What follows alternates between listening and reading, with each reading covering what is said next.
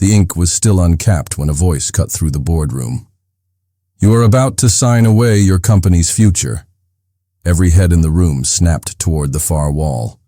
Preston Hale, CEO of HaleTech, froze mid-signature. Over 200 executives, investors, and legal giants sat around a table carved from Italian marble under a chandelier worth more than most homes. They were here to finalize a billion-dollar supplier deal. Everything had gone according to plan, until that sentence. The speaker was not on the agenda. A woman stood at the back, near the exit. Gray dress, no makeup, employee badge dulled with time. Her name tag read, Ava Carter. Her voice did not shake. That liability clause in Section 12, if signed, it shifts every ounce of legal responsibility to HaleTech. You are handing over a weapon, not a partnership. Murmurs rippled through the room like static. Who is that? Security? She is data entry. Preston did not speak. He just stared at her. And his expression said everything, because he remembered. 10 years ago, a courtroom in Boston had nearly destroyed his reputation. A junior lawyer, ruthless, brilliant, had exposed one of his shell companies for antitrust violations. He won. The appeal, barely. But he never forgot her name, Ava Hamilton, daughter of the late Senator Alan Hamilton, former star litigator, Harvard Law, the same eyes, the same voice. He had not known she was here. His legal chief leaned in. "Should I?" "Handle it?" Preston raised one hand. "No, let her talk." Ava took one step forward. "I know what is in that contract because I have seen versions of it used before, to bankrupt suppliers, erase accountability, and mask corruption under legal jargon." Laughter burst from a cluster of shareholders. Near the middle, "She watched an episode of Suits and thinks she is a lawyer," someone else chimed in. "From data entry to legal savior. This ought to be good." But Preston's face had lost all color, because if Ava Carter really was Ava Hamilton, then she was not some delusional employee. She was a threat, a very dangerous one. Rain leaks through a crack in the kitchen ceiling. One drip lands in a plastic cup on the stove. Another rolls down the wallpaper like a tear. Ava Carter sits at a second-hand table in her one-room apartment on Chicago's South Side, lacing up shoes worn thin at the heels. 40 minutes on foot. That is how long it takes her to reach HaleTech Tower, where the lobby smells like imported cedar and power. She rides the elevator to the 32nd floor, nods to no one, and takes her place in the cubicle they jokingly call the ghost seat. It is where they put people they want to forget. No nameplate, no phone, no calendar invites, just Ava and a keyboard. The others walk past without looking. To them, she is the background, the girl in data entry who never speaks, never eats with. The team never appears in company events. But Ava watches everything. Her eyes linger on the fine print of vendor contracts. She sees where legal language gets stretched, warped, and spun into something dangerous, where one misplaced comma gives away a $30 million loophole, where liability is buried under pages of boilerplate. They say she just presses keys. They do not know her fingers once held courtroom exhibits. In the top drawer of her desk, tucked beneath old post-it notes and a cracked pen cap, lie 2 photos. The first shows her in navy blue, standing outside the Massachusetts Supreme Judicial Court, hair pinned back, eyes burning. That was the day she won her first pro bono case against a multinational bank. Back when her name was not Carter. It was Sinclair then. Ava Sinclair. Rising. Legal star, Harvard-educated daughter of Senator Alan Sinclair. The second photo is older. A teenage girl with soft curls and fire behind her eyes. Emily Sinclair, her sister. The one Ava still dreams about every week. The one who never made it past 22. Each morning before typing a single number, Ava places one hand on those photographs. A silent ritual, a private vow. No one here knows her story. They do not know about the trial that turned into a media circus, about the mistake that cost her everything, about the family name that became a liability. or the promise she made to a sister who was betrayed by the system they were raised to believe in. The world thinks Ava Sinclair disappeared. It did not. She just changed her last name, buried her past, and walked straight into the belly of the corporate machine she once fought from the outside. HaleTech never looked too closely at her resume. Data entry. Overqualified? Sure, but cheap. To them, she is an invisible cog. Someone who files purchase orders and never causes trouble. That is exactly what she wants them to think. Until now. Because what Ava discovered in the boardroom packet was not just bad business. It was personal. She saw the same kind of clause that once destroyed a small non-profit her sister worked for. The kind of clause hidden inside corporate contracts that seem fair until lives unravel and there is no one left to blame. Now Ava has a choice. Stay in her lane, stay silent, or make the entire room remember who she really is. And from the way she stepped forward in that boardroom, that choice has already been made. 5 years earlier, her name was still whispered in elite courtrooms, Ava Sinclair.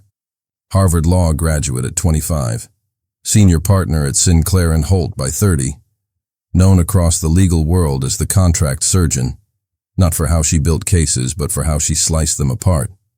Exploitative mergers, predatory fine print. Loopholes that crushed the vulnerable. She found them, exposed them, and burned them down in court. She did not just win. She humiliated giants, Wall Street firms, pharma conglomerates, real estate empires. Ava made a name fighting for the people no one else could afford to protect. And behind the spotlight stood Ethan Carter, CFO of a Fortune 200 tech firm, disarming in both charm and confidence. He showed up at a gala in D.C., offered her a drink and a dare. Prove to me you are smarter than everyone in this room. 2 years later, they were married. On the surface, it looked perfect. 2 rising stars. Ava, the courtroom hurricane. Ethan, the finance wizard. The power couple no one dared cross. But Ava was too smart not to notice patterns. Trips he never explained. Business calls taken in hushed tones. Clients who did not seem to exist on paper. Still, she let it slide. Until the Synergen case landed on her desk. A small coalition of 50 suppliers had banded together, claiming they were locked into ruinous contracts. Ava read the language. It reeked of fraud. The terms shifted risk entirely onto suppliers, forcing them into debt cycles they could not escape. And the shell company behind it all? Tied directly to Ethan's firm, she stayed up 3 nights in a row piecing it together. Bank transfers, NDA chains, shadow signatures. Ethan's name was on every deal. She confronted him in their penthouse, the city lights spilling through the glass like silent witnesses. He did not deny it. He did not even flinch. Instead, he laughed. I own judges. I own cops. I own you. She filed for divorce the next morning. That was when everything began to unravel. Her bank accounts were frozen due to fraud investigations. Her name was smeared in legal circles. Clients received anonymous emails accusing her of ethics violations. Within weeks, Ava Sinclair, the contract surgeon, was branded as a liability, and her law license suspended indefinitely for possible misconduct during active investigations. No hearing, no trial, just silence. Only one person stood beside her, Emily Sinclair, her younger sister, fresh out of law school, idealistic, fearless, and smarter than Ava had ever given her credit for. Emily started digging too, and she found phone recordings, transaction trails, private conversations Ethan never imagined could be traced. Together, they planned to meet with an FBI agent in a secure location. It never happened. On a rainy Thursday morning, Emily's car skidded off Lakeshore Drive. The brakes had failed. Police blamed the rain and poor maintenance. Ava blamed something else. Emily had trained with her. She knew better than to drive with faulty brakes. And she would never, never leave evidence unsecured. At the funeral, Ethan showed up uninvited. He wore a black coat and a smug smile. Said nothing. Stood just far enough to stay legal. But Ava saw the message in his eyes. You are next. That night she left everything behind. No press release. No social media goodbye. No dramatic exit from the public eye. She became Ava Carter, changed her hair, changed her voice, vanished from the grid, and months later, resurfaced at the bottom rung of HaleTech's hiring system, data entry temp.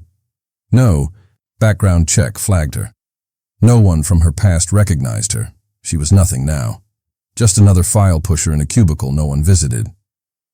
A ghost on the 32nd floor. Exactly where she wanted to be. Because Ava had learned something powerful in the wreckage.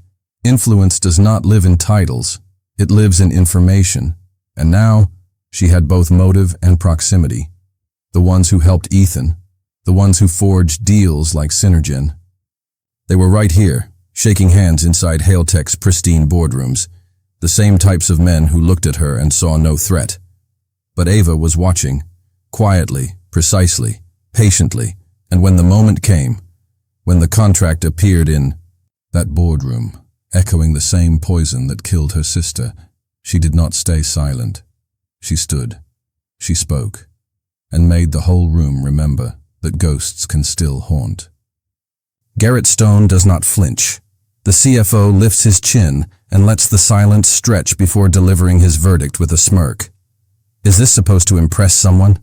His voice drips with mockery, not fear. Across the boardroom, Claudia Voss, director of HR, rises with rehearsed authority. Her tone is crisp, clipped, performative. Miss Carter, she says, projecting for the room to hear. You're terminated, effective immediately. No security escort, no questions, just dismissal. Trent Callahan, head of investor relations, leans back in his chair and lets out a theatrical whistle. Should have ironed that dress, sweetheart. This is not amateur hour. Laughter ripples down the polished table. Ava stands still, her face blank. Brielle Knox, junior counsel, taps her iPad and scrolls without shame. She's not even Ivy League, Brielle mutters. Community college? Dropout. Then 5 years off the grid. Worked at a grocery store in Joliet. Probably thinks Judge Judy is the Supreme Court. The boardroom chuckles again. Phones start buzzing. Someone is live streaming. The clip of Ava's stand is already racing through Slack channels and private group chats. The comments flood in. Who does she think she is? Send her back to the typing pool. Drag her out by that ponytail. She's delusional. And then, the final blow. Preston Hale, polished, merciless, the company's gleaming symbol of order, signs her termination letter with a flourish. He tears the page from the folder and tosses it across the glossy table. It lands at her feet. Frame. It, he says coldly. Hang it on the wall of whatever closet you live in. And remember what happens when you reach above your station. The room does not move. But Ava does. She kneels, picks up the letter. Her hands do not shake. Not yet. But inside, it is not silence she hears. It is chaos. The roar of courtroom applause when she won her first pro bono case. Emily hugging her in. Front of the courthouse steps, holding 2 milkshakes, whispering, "You were brilliant." The hollow click of her apartment door locking behind her after her last job interview. The voicemail from the Illinois Bar Association. "We regret to inform you." Ava swallows hard. 1 step toward the exit, then another. She is about to disappear. Again. Slip into the background. Survive without a face, without a voice. She knows how to be invisible. She has lived there before. But fate has one final interruption. Her bag snags on the corner of the conference table. Papers spill, files, contracts, loose receipts, and one weathered, spiral-bound notebook. It hits the marble floor with a slap. Flips open, and there it is.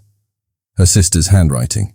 Big letters, cramped margins, underlined phrases and arrows.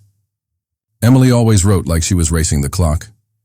Ava stares at the page. You don't need permission. You need proof. They don't see you coming. Let that be your power. Always take your shot, even if your hands shake. She cannot move.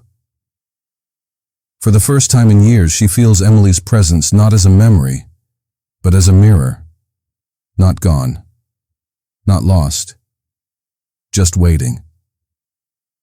The boardroom is still watching, but it does not matter now. Ava crouches down and gently lifts the notebook as if it were something sacred, because it is. Emily had written this in their final weeks. She had tracked everything, names, dates, connections. It was more than scribbles. It was a strategy, a weapon disguised as a diary, and she had left it for Ava, not in a folder, not in a cloud, but on paper, where nothing could be hacked, deleted, or buried. Ava looks up. Her gaze lands on Preston Hale, on Garrett Stone, on every person in that room who laughed, dismissed, sneered. They still think they won. She lets them. Her voice does not rise. Her spine does not stiffen. She simply gathers the papers, closes the notebook, and walks out. But this time, she is not retreating. She is recalibrating, because they were wrong about who she was. Again, they always underestimated her. And in doing so, they left the door open, just wide enough for her to walk back in, not as Ava Carter, not even as Ava Sinclair, but as something new, someone rebuilt, and someone with nothing left to lose. The hallway outside the boardroom is hushed, clinical. White lights, white walls, white noise. Ava walks slowly, her fingers clutching the old notebook like a lifeline. She does not look back. In the elevator, she does not press a button. She just opens the cover and flips to the page marked by a worn corner. Emily's handwriting. It slants forward just like her. Always rushing, always urgent. At the top of the page, dated 2 days before she died, Ava reads, Ava, remember what you taught me. The law is not about power. It is about protection. When you want to run, that is when you stand. The elevator doors close, and something inside her clicks open. She blinks once, steadies her breath. No more running. Not from HaleTech. Not from Ethan. Not from the pieces of herself she buried to survive. She returns home that night to her crumbling apartment. Heat barely works. Paint peels near the corners. But her hands do. Not reach for the kettle or the blanket. They reach for the files. For the flash drives Emily hid inside an old makeup kit. She lays them out. Emily's recordings, the contracts, the bribes disguised as vendor bonuses. The chain of shell companies linking Ethan Carter to Garrett Stone. All of it is still here. All of it still burns. And now Ava has a map. She flips through the rest of the notebook, each section more organized than the last. Dates, transcripts, margins filled with questions Ava once taught Emily to ask. Who benefits most?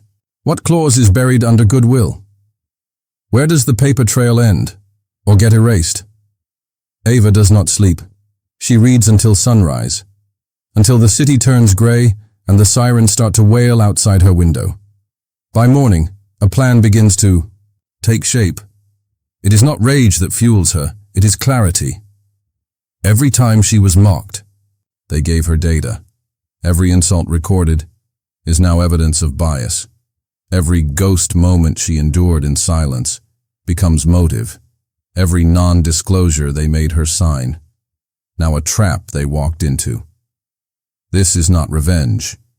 It is return. She pulls out an old manila folder from the bottom drawer of her desk, unlabeled, forgotten.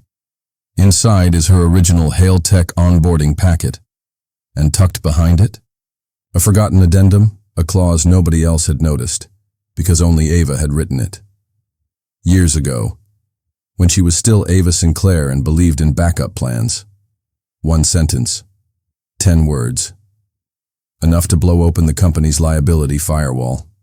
She reads, it aloud once, just to make sure. Any employee privy to internal fraud is exempt from penalty. They never saw it. They never read past her name. They had treated her like a ghost. They forgot what ghosts remember.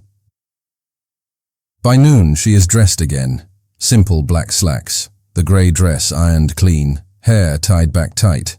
Not to impress, but to declare war. She slides the notebook into a worn leather bag, locks her apartment, and steps into the sunlight, notebook in hand.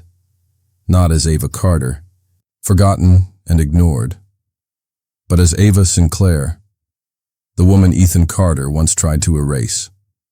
The woman HaleTech thought they fired, the woman with nothing to lose, and the receipts to prove it.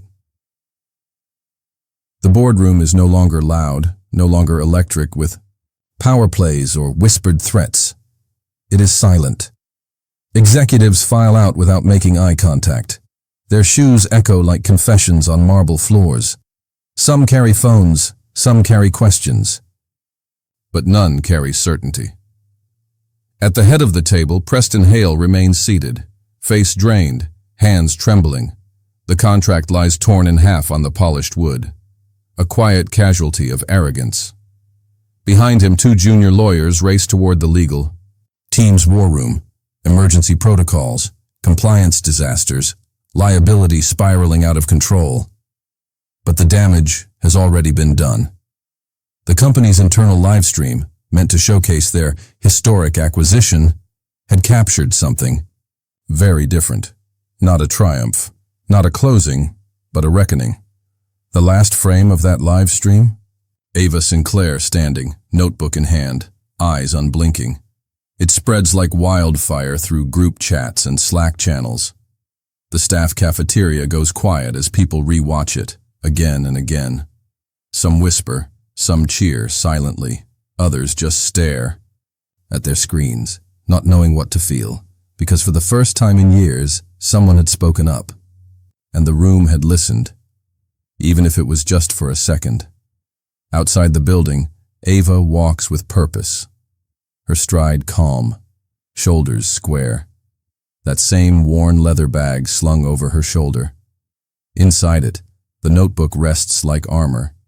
She is not triumphant, not safe, not even employed, but she is no longer invisible. She turns the corner and passes a group of interns gathered at the entrance. One of them meets her eyes, hesitates, then gives a slow nod. She nods back. There are no chants, no applause, just the quiet understanding that something shifted today, that someone cracked the glass and light got in. At the crosswalk, she pauses, feels the wind brush against her face. For the first time in 5 years, she allows herself a small smile. She had nothing left to lose, but now she has something far greater. Her name, her voice, her truth. Her sister's words echo one last time in her memory, etched deeper than pain, louder than fear. When you want to run, that is when you stand. And Ava Sinclair stood, not for attention, not for revenge, but because someone had to. And sometimes, one voice is all it takes to break the silence.